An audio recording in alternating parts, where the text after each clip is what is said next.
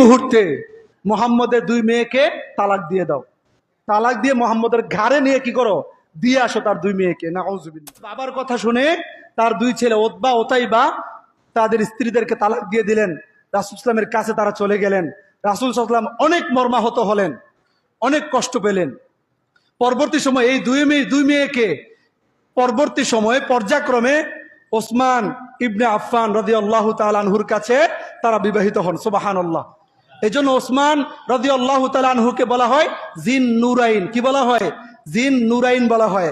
রাসূল সাল্লাল্লাহু দুইটা কলিজার টুকরাকে তিনি বিয়ে করেছিলেন, একসাথে না কিন্তু। পরবর্তী সময়ে একে একে যখন এই এক স্ত্রী মারা গেছেন, তখন উম্মে কুলসুমকে যখন বিয়ে করলেন, কিছুদিন পর উম্মে কুলসুম যখন মারা গেলেন, বিয়ে করলেন কাকে? জাইনাবকে। রাসূল সাল্লাম সঙ্গে সঙ্গে তার কাছে রুকাইয়া এবং উম্মে কুলসুম, রুকাইয়া এবং উম্মে কুলসুম, মনে থাকবে ইনশাআল্লাহ।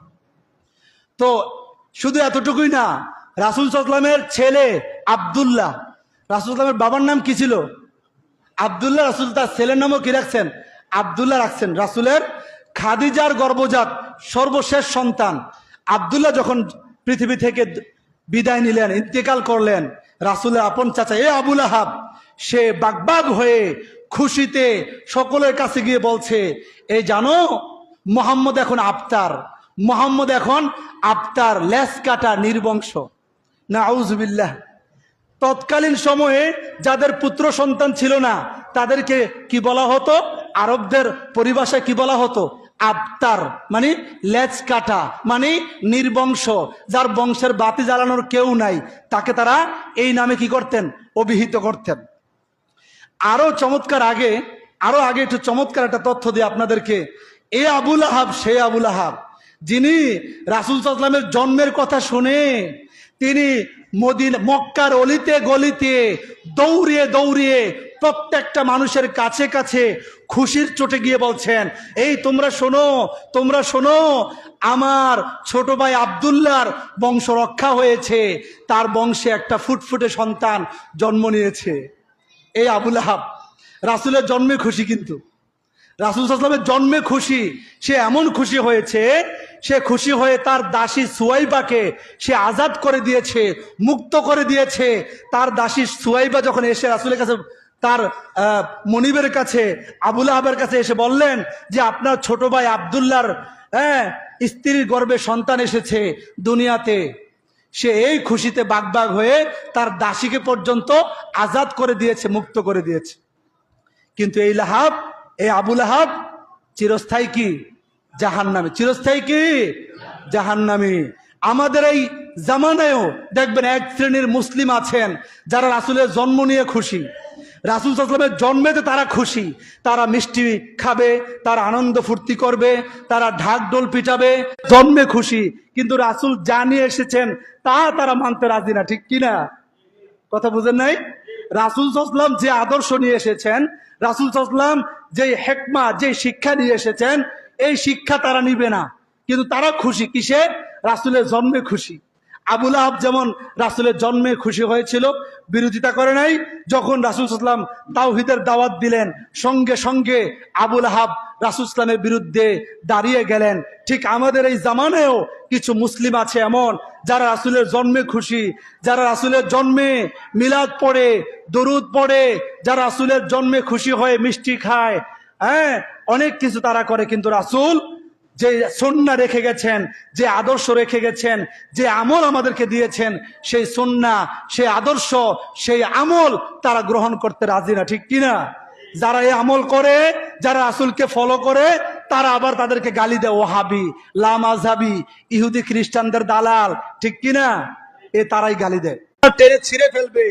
তার বাবার কথা শুনে উতবা রাসূল সাল্লামের কাছে গিয়ে বললেন, হে মুহাম্মদ, আমি কোরআনের সূরা নাজমের ওয়ান নাজমি ইযা হাওয়া এই আয়াত মানি না, এবং সুম্মা দানা ফাতাদাল্লাহ এই আয়াত মানি না বলে রাসূলের জামার কলার ধরে টান দিয়ে জামার কলার ছিঁড়ে ফেলে রাসূলের মুখ বরাবর সে থুতু নিক্ষেপ করলো। নাউজুবিল্লাহ। রাসূলের পবিত্র মুখ বরাবর এই কুলাঙ্গার থুতু নিক্ষেপ করেছে। তখনও সে রাসূলের কি ছিল? জামাই ছিল। শ্বশুরকে এইভাবে লাঞ্ছিত করা, রাসূল সাল্লাল্লাহু আলাইহি ওয়াসাল্লাম প্রচন্ড কষ্ট পেয়ে আল্লাহর কাছে বলছেন, আল্লাহুম্মা সাল্লিত আলাইহি কালবাম মিন কিলাবিকা, হে আল্লাহ তোমার কুকুরদের মধ্য থেকে একটা কুকুর তার পিছনে লেলিয়ে দাও। তো আপনারা জানেন সে সিরিয়ায় সফরে গিয়েছিল, ওই সফরে যাওয়ার পরে একটা বাঘ এসে তাদের মাঝখান থেকে তার ঘাড়ে কামড় দিয়ে তাকে দূরে নিয়ে তাকে ছিন্ন ভিন্ন করে ফেলেছে। এই আবু লাহাব, তার স্ত্রী ছিল উম্মে জামিল, তার স্ত্রীও তার স্বামীর সবচেয়ে কি ছিল, সহযোগী ছিল রাসূলকে কষ্ট দেওয়ার জন্য। রাসূল সাল্লাল্লাহু আলাইহি ওয়াসাল্লামের বাড়ির সামনে এই উম্মে জামিল, রাসূলের আপন চাচি, সে কি করতো, কাটা বিছিয়ে দিয়ে রাখতো, ময়লা আবর্জনা কাটা গুলমলতা বিছিয়ে দিয়ে রাখতো এই উম্মে জামিল। রাসূল সাল্লাল্লাহু আলাইহি ওয়াসাল্লাম যেন বের হলে যেন রাসূলের পায়ে যেন কাটা বিদ্ধ হয় আর সে খুশিতে বাগবাগ হবে। সূরা লাহাব নাজিল হলো। আল্লাহ তাআলা যখন সূরা লাহাব নাজিল করলেন, উম্মে জামিল হাতের মধ্যে বড় একটা পাথর নিয়ে সে কাবার দিকে গেলেন। শুনলেন যে মুহাম্মদ খানায় কাবায় বসে আছে। এই বড় পাথর নিয়ে উম্মে জামিল গেলেন, গিয়ে যখন যাচ্ছেন আবু বকর আর মুহাম্মদ সাল্লাল্লাহু আলাইহি ওয়াসাল্লাম খানায় কাবায় বসা। আবু বকর বলছে, ইয়া রাসূলুল্লাহ, ওই যে নিকৃষ্ট মহিলা আসছে, সে আপনাকে মনে হয় বকাঝকা দিবে, মারধর করবে, আপনি চলে যান ইয়া রাসূলুল্লাহ। রাসূল তোমার সাথীকে দেখতে পেয়েছো? মুহাম্মদ কোথায় আমাকে বলো, যদি মুহাম্মদকে পেতাম এই পাথর দিয়ে মুহাম্মদের মাথাকে আমি চূর্ণ বিচূর্ণ করে ফেলতাম। রাসূল কিন্তু সাথী, রাসূল কিন্তু সাথী। সুবহানাল্লাহ, সুবহানাল্লাহ। সে রাসূল সাল্লাল্লাহু আলাইহি ওয়াসাল্লামকে দেখতে পায় নাই, তো বলে ফেলতাম। এই বলেই সে ছিল কবি, সে কবিতা বলতে লাগলো, মুজাম্মামান আসাইনা ও আমরাহু আবাইনা ও দীনাহু কলাইনা। মুহাম্মদ এর বিপরীত তারা বলতো মুজাম্মাম। মুহাম্মদ অর্থ কি? প্রশংসিত। মুজাম্মাম মানে কি? নিন্দিত। নাউযুবিল্লাহ। তারা বলতো মুজাম্মামান আসাইনা, নিন্দিত ব্যক্তির আমরা কি করি? নাফরমানি করি। ও আমরাহু আবাইনা, তার হুকুমকে আমরা লঙ্ঘন করি, আমরা কোনো তার হুকুম মানি না। ও দীনাহু কলাইনা, সে যে নতুন দিন নিয়ে এসেছে সেই দিনকে আমরা ঘৃণা ভরে প্রত্যাখ্যান করি। এই কবিতা ছন্দ আকারে বলে। একটা ছিল, সে ছিল কি? চগলখোর। সে কি ছিল? চগলখুরনি এবং সে গীবতকারিনী। সে রাসূল সাল্লাল্লাহু আলাইহি ওয়াসাল্লামের নামে যত মিথ্যা তহমত, যত গীবত, যত চগলখুরিনি করা দরকার, এই উম্মে জামিল রাসূলের আপন চাচি সে সব করেছে। নাউযুবিল্লাহি মিন যালিক। এজন্য আরবদের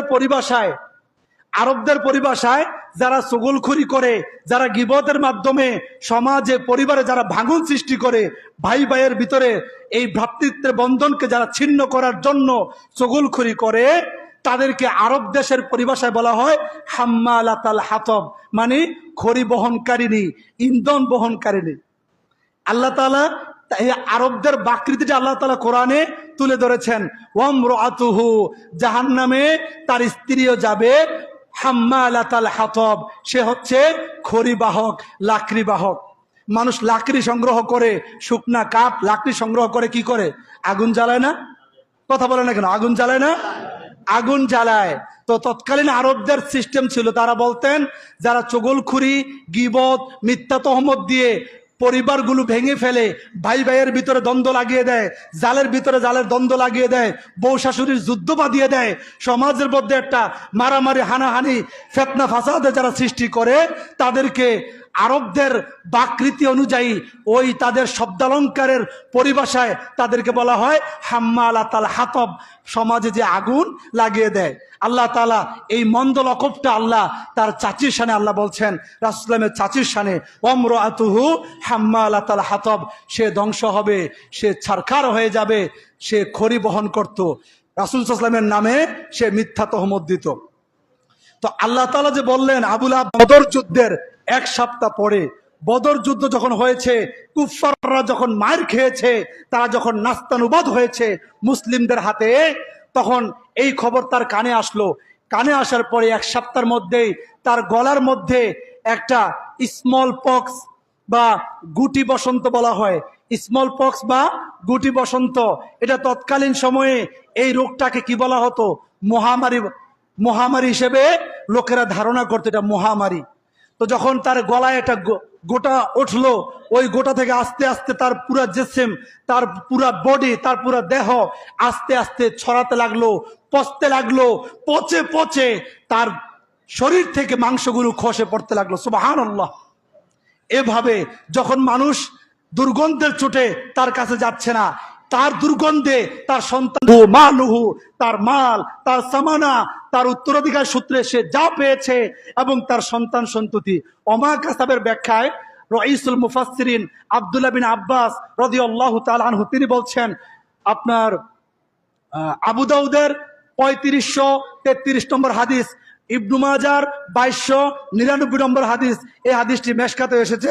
আব্দুল্লাহ বিন আব্বাস বলছেন রাসূল সাল্লাল্লাহু আলাইহি ওয়াসাল্লামের তিনি বলছেন যে মানুষ যা উপার্জন করে দুই হাতে, তার মধ্যে সবচেয়ে পবিত্র খাদ্য হচ্ছে সে যা যা দুই হাতে উপার্জন করে। ওয়া ইন্না ওয়ালাদুহু মিন কাসবিহি, এবং মানুষের উপার্জনের অংশ হচ্ছে তার সন্তান, সন্তানরাও তার কি উপার্জনের অংশ। আল্লাহ তাআলা এটাই বলেছেন, তাদেরকে আল্লাহ তাআলা ধ্বংস করে দিবেন। আবু লাহাব যখন মরে পচে আছে, ঢেকে হাতে পলিথিন বা বিভিন্ন তারা বেশি জামা কাপড় তোমার ইউজ করে, বাবাকে ধরে ওই লোকের সাহায্যে মক্কার উঁচু ভূমিতে নিয়ে গিয়ে গর্ত করে সেই গর্তে লাঠি দিয়ে গুতিয়ে গুতিয়ে তাকে ফেলে দূরে দাঁড়িয়ে পাথর নিক্ষেপ করে তার গর্তকে ঢেকে দিয়েছে। সুবহানাল্লাহ। আল্লাহ তাআলা তাকে চূড়ান্ত লাঞ্ছিত করেছেন।